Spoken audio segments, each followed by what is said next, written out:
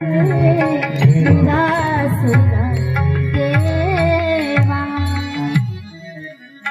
वडिलांनी मला कीर्तनकार केलं.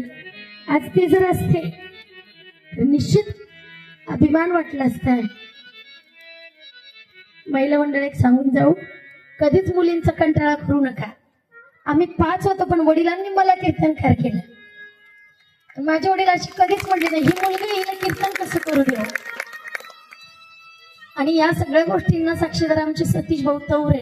अगदी लहानपणापासून भाऊ मला पाहतात. माझे वडील यांच्या घरी घेऊन जायचे आणि खूप छोट्या छोट्या ठिकाणी मी भजन करायचे.